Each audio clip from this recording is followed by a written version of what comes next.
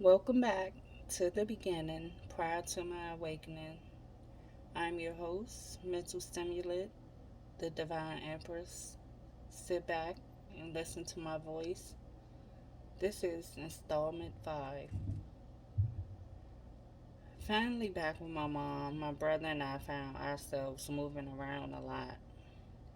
I at this time realized why we were with my grandmother in the first place. Not because my grandmother was more stable, but because she had the morals and mannerisms we needed instilled in us. Because really thinking about this period, we would have been children who grew up to be toxic and dysfunctional with my mom. All of the actions I seen the adults take always seemed to lack integrity. When we first got into the first shelter, it was one room, pretty much a rehab motel. I remember bits and pieces of this period, but I remember the most important moments. I had gotten into a lot of one sided fights. Other girls always seemed to want to fight. I don't know why. I never had a problem with anyone. I never really paid too much attention to what everyone else was doing. I was pretty much the type to stay to myself. I was respectful, compassionate to everyone I encountered.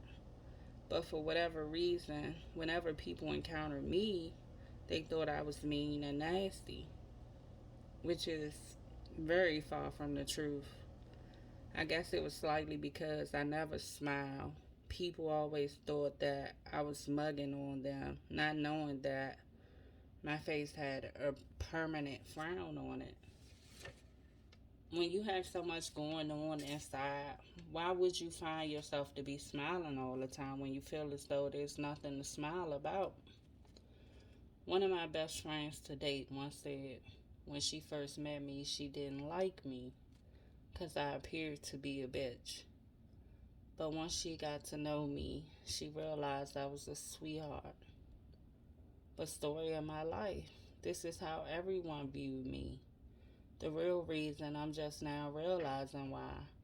But when you have a light inside of you, people see it even if you don't, especially the wicked or those with wicked intentions, because they want nothing more than to dim that light. On this particular day, I was hanging with my big brother and a group of friends, and for whatever reason, this chick punched me in my face. I don't think that I cried until I got back to my mom. My big brother laughed the whole way home. My mom asked my brother why I was crying. And he said, well, Mom, she shouldn't have been mugging on that girl. After that, I stayed with my mom. And my brother, of course, went back outside. And that wasn't the only incident I remember happening that way. Because right off, I remember the other incident to happen the exact same way. Well, not the exact same way. But a chick felt I was mugging on her. On a summer day, my brother and I was at the community pool. At this age, I had a little boyfriend. I don't believe we did anything more than smooch in the pool. But on this day, there was a neighborhood girl that was the neighborhood bully, much older than us. And my little boyfriend always talked a lot of crap to her because she was a bully. On this day, a group of us were walking back to the neighborhood, and my boyfriend called her a bitch and ran. Next thing you know, I looked up at her and she punched me in the face. I didn't cry, quite frankly. This was the softest punch I have ever got to my face. As usual, my brother was there laughing his ass off all the way home. I was never a confrontational person. Fighting wasn't it for me. Like I said, I never cared enough about what people thought or did to want to fight. A very mild mannered, trusting person. In those days, I wasn't even a person who would stand and argue with another person. To be honest, that wasn't a person I grew to be over time because I noticed after a while I spoke up much more.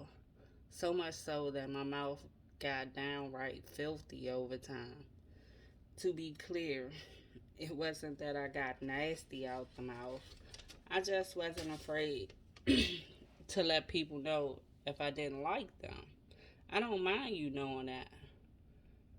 Pretending or being fake just is not my thing. I have a very low tolerance for nonsense and people with wicked ways.